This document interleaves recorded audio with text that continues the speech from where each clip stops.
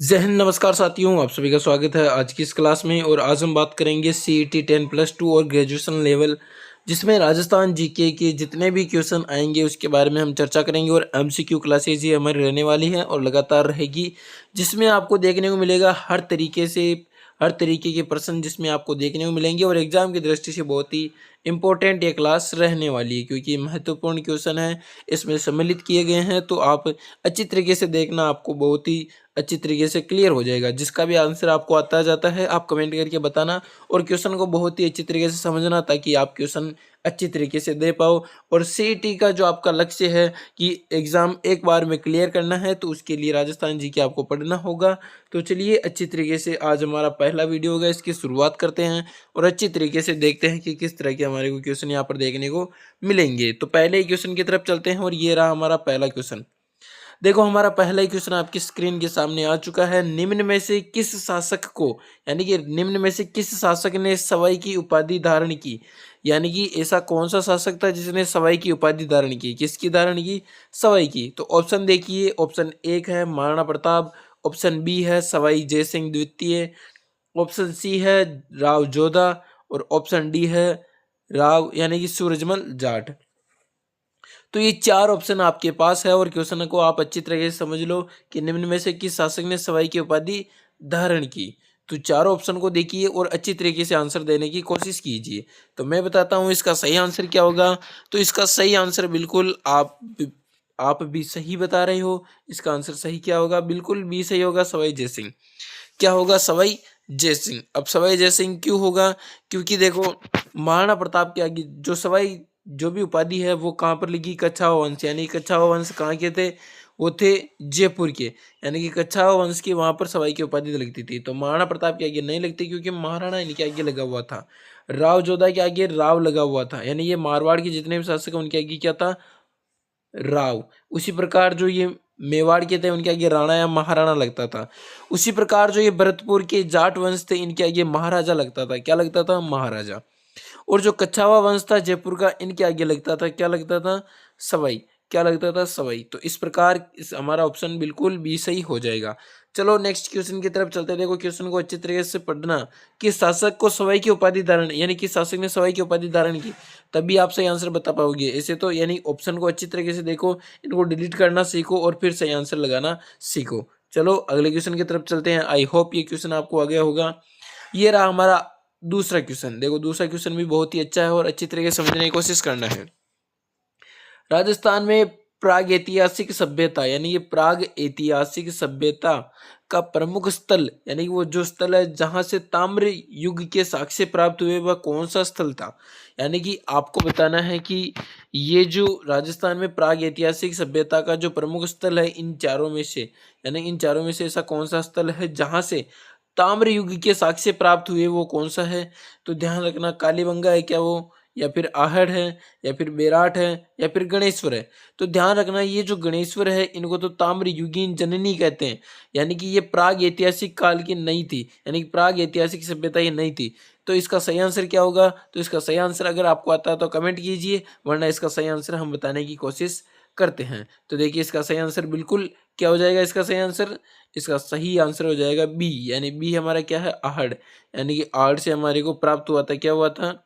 बिल्कुल, यानी कि ऐसा स्थल है आहड़ जहाँ पर प्राग ऐतिहासिक स्थल के साक्ष्य प्राप्त हुए थे। चलो अगले क्वेश्चन की तरफ चलते हैं। उससे पहले आप हमें कमेंट करके जरूर बताना कि कालीबंगा कौन से जिले में स्थित है, यानी कि राजस्थान के कौन से जिले में स्थित है कालीबंगा। इन सभी के स्थान बताना, आहड़ कौन से जिले में है, गणेश्वर कौन से जिले में है, और बेराट कौन से जिले में स्थित है। ये चारों ऑप्शन है, इन चारों ऑप्शनों में कमेंट आप जरूर करना और इनके स्थान जरूर बताना कि कौन कौन से जिले में ये स्थित है। चलो अगले क्वेश्चन की तरफ चलते हैं। अगला क्वेश्चन हमारा देखिए तीसरा, गणेश्वर सभ्यता, यानी जो गणेश्वर सभ्यता है वो सबसे पहले तो ध्यान रखना कौन सी नदी किनारे है? वो कांतली नदी किनारे है। कौन सी नदी? कांतली नदी किनारे। तो गणेश्वर सभ्यता मुख्यतः किस धातु के उद्योग के लिए प्रसिद्ध थी? यानी कि गणेश्वर सभ्यता में सबसे ज्यादा धातु कौन सी मिलती थी? क्या लोहा मिलती थी? बिल्कुल नहीं मिलती थी। क्या ताम्र मिलती थी, या फिर कांस्य, या फिर रजत? तो ध्यान रखना, गणेश्वर को ताम्र युगीन जननी कहते हैं। तो इसका आंसर भी क्या सही हो जाएगा? ताम्र। यानी कि वहां से हमारे को क्या प्राप्त हुआ था? तांबा प्राप्त हुआ था। क्या प्राप्त हुआ था? तांबा। तो ताम्र बिल्कुल हमारा इसका सही आंसर हो जाएगा। किसका?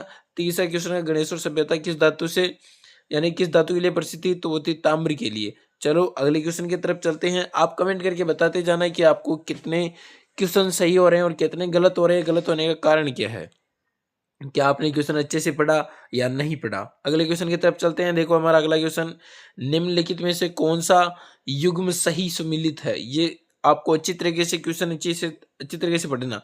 कई बार क्या होता है कि निम्नलिखित में से कौन सा युग्म सही यानी कि असुमिलित है, ऐसे लिखा हुआ होता है, और यहाँ पर लिखा हुआ है कि सही सुमिलित कौन सा है, और कई बार ऐसा होता है कि सही सुमिलित नहीं है। तो इस तरह के बहुत सारे क्वेश्चन घुमा के आ जाते हैं, तो आप इसमें डाउट करने लग जाते हो कि ये कौन सा क्वेश्चन है। फिर आप सीधा, अगर आपने पढ़ लिया, मान लो कि ये सही सुमिलित है, तो आप सही सुमिलित करने लग जाओगे, और वहीं अगर आपको नहीं, यहाँ पर नहीं मिल जाता, नहीं पर आपकी नज़र नहीं जाती, तो फिर भी आप सही ढूंढने में लग जाते। इसलिए क्वेश्चन को अच्छी तरीके से पढ़ना। अगर आपको नहीं मिलता है ना, तो क्वेश्चन को अच्छी तरह से पढ़ते टाइम इस पर आप क्या है कि वहाँ पर सर्कल कर लिया करो, ताकि आपको अच्छी तरह समझ में आ जाएगी इसमें नहीं वाला आंसर देना है।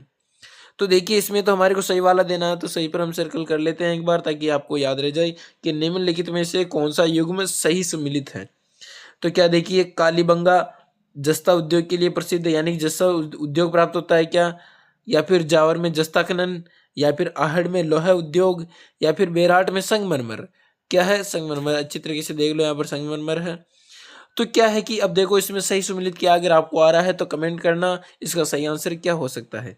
तो हम बताने की कोशिश करते हैं इसका सही आंसर क्या होगा, फिर देखते हैं कि आपका सही था या नहीं था। तो देखिए इसका सही आंसर बिल्कुल ये हो जाएगा। क्या हो जाएगा? ये, यानी कि जावर वाला है ना, ये बिल्कुल हमारा सही आंसर हो जाएगा। कौन सा? जावर वाला, यानी कि जावर के लिए, यानी कि जावर जस्ता खनन के लिए प्रसिद्ध है। यहाँ से जस्ता, जिंक जस्ता वहां पर निकलता है। तो बिल्कुल सही आंसर क्या हो जाएगा? ये हो जाएगा बी वाला, यानी कि जस्ता खनन यहाँ से निकलता है। तो इस तरह से क्वेश्चनों का आप अच्छी तरीके से पढ़ोगे तब पता चलेगा। अब बताओगे ये कालीबंगा क्यों प्रसिद्ध है, और आर्ट से क्या निकलता है, बेराट से क्या निकलता है, कमेंट करके जरूर बताना। मैंने आपको हिंट दे दिया है, वो अच्छी तरीके से याद रखना। चलो अगले क्वेश्चन की तरफ चलते हैं। ये रहा हमारा अगला क्वेश्चन। अगला क्वेश्चन देखो, राजस्थान का वह जिला, यानी कि राजस्थान का वह कौन सा जिला है जिसकी सीमा सर्वाधिक जिलों से लगती है। अब आपको ये देखना है कि क्वेश्चन क्या कह रहा है। आप सीधा ये समझोगे कि सर्वाधिक सीमा वाला, तो आप जैसलमेर कर दोगे, क्योंकि अंतर्राष्ट्रीय सीमा में आप चल जाओगे। ऐसा नहीं है, क्वेश्चन को अच्छे से समझो कि राजस्थान का वह कौन सा जिला है जिसकी सीमा सर्वाधिक जिलों से लगती है, यानी कि जिलों से लगनी चाहिए। क्या वह नागौर है, या वह अजमेर है, या फिर वो भीलवाड़ा है, या फिर पाली है। तो इसका सही आंसर क्या होगा? बिल्कुल सही आंसर कमेंट कीजिए अगर आपको आता है, तो हम बताते हैं इसका सही आंसर क्या होगा। तो इसका सही आंसर देखिए, राजस्थान का वह जिला जिसकी सर्वाधिक सीमा लगती है, तो ध्यान रखना वह नागौर जिला है। कौन सा जिला है वह? नागौर जिला है। नागौर क्यों है? क्योंकि ये मध्यम मार्ग जिला, यानी मध्यम जिला आ जाता है जिसमें सर्वाधिक सीमा लगती है, नहीं सर्वाधिक। और अगर आपसे पूछ ले सर्वाधिक सीमा बनाने वाला संभाग कौन सा है, यानी मध्य वाला संभाग कौन सा है, तो वो है अजमेर। ध्यान रखना कौन सा है? अजमेर है। चलो अगले क्वेश्चन की तरफ चलते हैं। क्वेश्चनों को अच्छे से पढ़ना ताकि समझ में अच्छे से आ जाए और इसका आंसर आप अच्छे से दे सको। देखो अगला क्वेश्चन बहुत ही अच्छा है और अच्छी तरीके से आपको देना है इसका आंसर। चलो देखते हैं क्या क्वेश्चन है, इसको समझने की कोशिश करते हैं। बिजोलिया किसान आंदोलन, यानी कि बिजोलिया जो किसान आंदोलन हुआ, बिजोलिया किसान आंदोलन का प्रारंभ किस ठिकाने से हुआ था? यानी ठिकाना बताना है आपको कि बिजोलिया किसान आंदोलन है वो कहाँ से प्रारंभ हुआ था। क्या वह मेवाड़ से प्रारंभ हुआ, या फिर वह मारवाड़ से प्रारंभ हुआ, या फिर वह शेखावाटी से प्रारंभ हुआ, या फिर हाड़ौती। तो अब देखो बिजोलिया आता किस में है, यहाँ से दिमाग लगाओ। क्या लगाना आपकी, बिजोलिया आता कहाँ से है, यानी किस में आता है।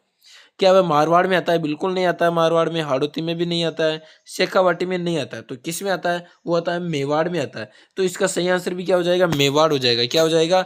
मेवाड़। तो इसका बिल्कुल सही आंसर हमारे पास क्या आ जाएगा? इसका मेवाड़ बिल्कुल हमारा सही आंसर हो जाएगा, यानी कि ए ऑप्शन हमारा बिल्कुल सही हो जाएगा। इसी तरह से आपको बताते जाना है, क्योंकि अगर आपने क्वेश्चन अच्छे से पढ़ लिया ना, तो सही आंसर आप अच्छी तरीके से देते जाओगे। अगर आपको पता चल गया बिजोलिया कौन से जिले में, यानी कि कौन से क्षेत्र में आता है, मारवाड़ में नहीं आता है, हाड़ौती में नहीं आता है, शेखावाटी में नहीं आता है, मेवाड़ में आता है, तो इस तरह से आप सही आंसर कर सकते हो। ऑप्शन काटना सीख जाओ बस। आप जैसे ऑप्शन काटना सीख गए, आंसर बिल्कुल आपका सही आ जाएगा। चलो अगले क्वेश्चन की तरफ चलते हैं। ये रहा हमारा आज का अगला क्वेश्चन। देखिए बहुत ही बेहतरीन तरीके से और बहुत ही अच्छा क्वेश्चन है और बहुत ही इजी क्वेश्चन है। क्या है? इजी क्वेश्चन है, क्योंकि अगर आपने क्वेश्चन अच्छे से पढ़ लिया तो इसका आंसर भी आप अच्छे से दे पाओगे। तो क्या क्वेश्चन है देखते हैं। निम्न में से किस नदी का उद्गम राजस्थान से नहीं होता है? देखो यहाँ पर नहीं आ गया, क्या आ गया है? नहीं। राजस्थान में किस नदी का उद्गम यानी कि राजस्थान से नहीं होता। वह कौन सी नदी जिसका उद्गम राजस्थान से नहीं होता है? तो नहीं को आपको ध्यान रखना है, क्योंकि अगर ऐसे यहाँ से पूछ लेता उद्गम होता है तो उसमें होता वाला संभालते। अब इसमें लिखा रखा है कि नहीं होता है, तो नहीं किसका नहीं होता है? क्या बनास का होता है? क्या बिल्कुल राजस्थान से होता है? इसका कहाँ से होता है ये कमेंट में आप जरूर बताना। लूनी नदी का होता है क्या? बिल्कुल, ये लूनी नदी भी राजस्थान से निकलती है। इसका भी बताना है कहाँ से निकलती है। फिर देखो साबरमती, ये भी राजस्थान से निकलती है और कमेंट करना है कि ये निकलती कहाँ से है। एकमात्र ऐसी नदी है चंबल, जो कि राजस्थान से नहीं निकलती, यानी कि इसका उद्गम स्थल नहीं होता है, लेकिन प्रवाह क्षेत्र राजस्थान में सर्वाधिक है इसका। किसका? चंबल नदी का।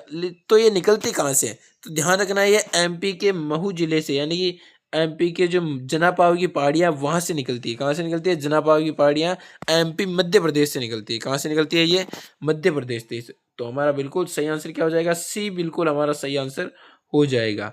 क्या हो जाएगा? सी हमारा बिल्कुल इसका सही आंसर हो जाएगा। तो इसी तरह से आपको पढ़ते रहना है, ताकि जो क्वेश्चन आपको अच्छी तरीके से आ रहा है, देखो नहीं है ना तो नहीं इसमें ढूंढना। देखो बनास आपको पता है, लूनी पता है, साबरमती पता है, तो कौन सा बचा? केवल चंबल बता। उसी प्रकार आप अगर आपको चंबल के बारे में पता होता है कि ये जनापाव की पहाड़ी से निकलती है, एमपी से निकलती है, तो सीधे आप क्या करोगे? चंबल कर दोगे। इस तरह से क्वेश्चनों को आपको अच्छी तरह समझना, ताकि कोई ऐसी दिक्कत ही ना हो कि आपको उसमें डाउट फील करने की संभावना बन जाए। तो अगले क्वेश्चन की तरफ चलते हैं। देखो बेहतरीन तरीके से अगला क्वेश्चन भी बहुत ही अच्छा है और इजी क्वेश्चन है। देखो राजस्थान की किस झील का निर्माण एक बांध बनने के कारण हुआ? यानी कि बांध बनने के कारण उस झील का निर्माण हो गया, तो वो कौन सी झील है? क्या वह जैसमंद झील है, या फिर वह सांबर झील है, या फिर वह डीडवाना झील है, या फिर वह पंचभद्रा झील है? तो ध्यान रखना वो जो झील है वो है जैसमंद झील। कौन सी झील है? जैसमंद। क्योंकि बांध बनवाया गया था जैसमंद, तब क्या किया गया? इसी झील का निर्माण करवा दिया गया, यानी गोमती सागर जो नदी है उसका पानी रोककर इसको बनवाया गया था, है ना। तो कमेंट में आप अच्छी तरीके से इसको बताना कि इसका निर्माण किसने करवाया था जैसमंद झील का, है ना। और सबसे बड़ी राजस्थान में ये एकमात्र है कृत्रिम झील है। क्या है? कृत्रिम झील। किसकी? मीठे पानी की। और ये बाकी जो सांबर, डीडवाना, पचभद्रा, ये कौन सी है? ये खारे झील, यानी खारे पानी की झीलें हैं ये। तो चलो अच्छी तरीके से आपने पढ़ा और देखा है किस तरह से हमने बहुत ही बेहतरीन तरीके से कवर करने की कोशिश की है क्वेश्चनों को, और इसी तरह से आपको एग्जाम में करना है। इसी तरह से अगर आपने एग्जाम में डिलीट करना सही गया ना ऑप्शन, तो समझो कि आंसर आपको ऑटोमेटिक वहां पर देखने को मिल जाएगा। फिर देखो अगले क्वेश्चन की तरफ चलते हैं। देखो ये भी बहुत ही अच्छा क्वेश्चन है, कई बार पूछा गया क्वेश्चन है। इसको देखते हैं। राजस्थान का अबुल फजल किस इतिहासकार को कहा जाता है? यानी कि राजस्थान का जो अबुल फजल है वो कौन से इतिहासकार को कहते हैं? तो वो आपको बताना है। वो क्या बताना है? आपको बताना है। क्या बताना है? कि राजस्थान का अबुल फजल किसे कहते हैं। यानी कि इन चार ऑप्शनों में से भी बताना है कि आपको कौन सा इसका सही आंसर होगा। तो देखते हैं इसका सही आंसर क्या होगा। क्या इसका मोहम्मद नैणसी सही आंसर है क्या, या फिर सूर्यमल मिश्रण को कहते हैं, या फिर कर्नल जेम्स टोड को कहते हैं, या फिर कविवर श्यामल दास को कहते हैं? तो बिल्कुल इसका सही आंसर क्या हो जाएगा, हम बताने की कोशिश करते हैं। कोशिश किया इसको बताने की, अगर आपको आता है, क्योंकि इजी क्वेश्चन है, ये आपको आना चाहिए। तो राजस्थान का अबुल फजल किसे कहते हैं? ये कहते हैं मोहम्मद नैणसी को। किसे कहते हैं? मोहम्मद नैणसी। तो बिल्कुल हमारा ए ऑप्शन बिल्कुल हमारा यहाँ पर क्या हो जाएगा? बिल्कुल सही हो जाएगा। यानी मोहम्मद नैणसी को क्या कहते हैं? राजस्थान का अबुल फजल कहते हैं। इस तरह से अगर आपको आने लगे तो समझो कि आपकी तैयारी बहुत ही बेहतरीन तरीके से, अच्छी तरीके से चल रही है। तो अगले क्वेश्चन की तरफ चलते हैं और आज का हमारा अंतिम क्वेश्चन देखते हैं।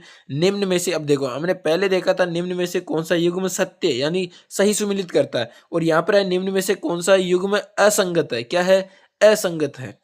तो वह असंगत कौन सा है उसे देखना है। अगर आपको देखो, अगर आपने पढ़ रखा है तो सीधा आप असंगत बता दोगे, अगर आपको संगत पता है तो भी आप असंगत बता दोगे। तो इस तरह से दोनों तरीके से आपकी कॉन्सेप्ट क्लियर होने चाहिए, ताकि आप अच्छी तरीके से इसकी आंसर निकालने में आप सहायता कर सको। तो देखो निम्न में से कौन सा असुमिलित है, इसमें देखते हैं असंगत कौन सा है। क्या केवला देवी करौली में स्थित है, या फिर त्रिपुरा सुंदरी बांसवाड़ा में है, ब्रह्मा मंदिर पुष्कर में है, जैन मंदिर यानी रणकपुर जैन मंदिर चित्तौड़गढ़ में है, तो ये आपको बताना है कि किस तरह से कौन सा इसमें असंगत है। देखो क्या बताना है असंगत, ये भी आपको ध्यान होना चाहिए कि क्वेश्चन पूछ क्या रहा है। असंगत पूछ रहा है या क्या पूछ रहा है, तो असंगत बताना। ऐसा नहीं कि आपने पढ़ लिया कौन सा युग में संगत है, तो केवला देवी करौली पहले ऑप्शन आपने देखा है, केवला देवी करौली बिल्कुल सही आंसर हो गया। लेकिन इधर आगे देखो ये भी सही है, यानी त्रिपुरा सुंदरी भी बांसवाड़ा में है। तो आपको क्वेश्चन अच्छे से पढ़ना है। जब आप अच्छे से पढ़ लोगे, असंगत बताना है तो सीधा आप असंगत ढूंढोगे। अब देखो केला देवी करौली कहाँ पर स्थित है, बिल्कुल केला देवी माता कहाँ पर है, करौली में। ये तो बिल्कुल हमारा सही हो जाएगा। त्रिपुरा सुंदरी ये भी बांसवाड़ा में है, ये भी हमारा सही है। ब्रह्मा मंदिर ये भी पुष्कर में है, कहाँ पर है, पुष्कर में, तो ये भी सही हो गया। तो असंगत कौन सा हो गया, रणकपुर जैन मंदिर पाली का, यानी कि ये चित्तौड़ में नहीं है, कहाँ पर है, ये पाली में है। कहाँ पर है, पाली में है ये रणकपुर जैन मंदिर, पाली में। अब आप मुझे बताओगे यहाँ पर क्या किसके लिए जाना जाता है, तो ये खंभों के लिए जाना जाता है। और कितने खंभे, ये आप हमें कमेंट करके बताना कि कितने खंभे थे रणकपुर जैन मंदिर पाली के अंदर। देखो इसमें से 4 क्वेश्चन क्लियर हो गए। अगर केला देवी पूछे तो करौली में है, त्रिपुरा सुंदरी पूछे तो बांसवाड़ा में है, और ब्रह्मा मंदिर पूछे तो पुष्कर में है। और हमारा इस क्वेश्चन का सही आंसर भी क्या हो जाएगा, बिल्कुल कैसे है इसका आंसर, रणकपुर जैन मंदिर पाली में है। कहाँ पर है, ये पाली में है। तो इस तरह से आपको क्वेश्चन बहुत ही अच्छी तरीके से क्लियर करने हैं, ताकि जो कोई भी क्वेश्चन आपको कोई समस्या ऐसी उत्पन्न न कर सके। तो ये थे हमारे बहुत ही अच्छी तरीके से 10 क्वेश्चन, और अच्छी तरीके से हमने पढ़ने की कोशिश की है। आई होप ये 10 क्वेश्चन आपके देखो कितने सही हो रहे हैं, ये आप हमें कमेंट करके बताना कि आपके जो 10 हैं, यानी कि 10 क्वेश्चन थे, कितने थे 10 क्वेश्चन, तो 10 में से आपके कितने सही हो रहे हैं वो आप हमें कमेंट करके जरूर बताओगे कि कितने आपके सही हो रहे हैं, ताकि हमें पता चले कि आपकी जो तैयारी है वो किस लेवल की है।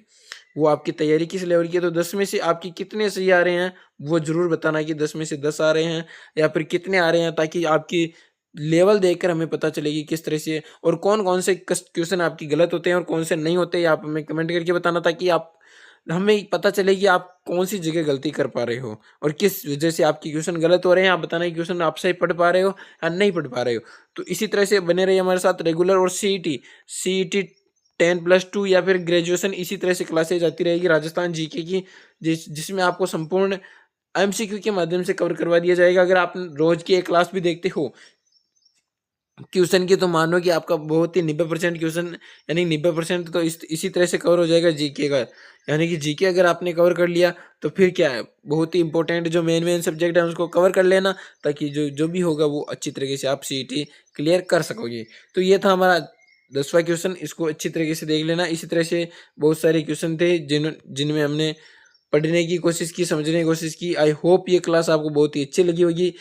अगर लगी है तो कमेंट में जरूर फीडबैक देना, ताकि कोई समस्या या फिर कोई भी अच्छी ऐसी चेंज करने की कोशिश करें, यानी कि क्वेश्चन का लेवल बढ़ाए या नहीं बढ़ाए, ऐसा कमेंट जरूर कर देना। तब तक के लिए आप पढ़ते रहो, मस्त रहो। जय हिंद, जय भारत।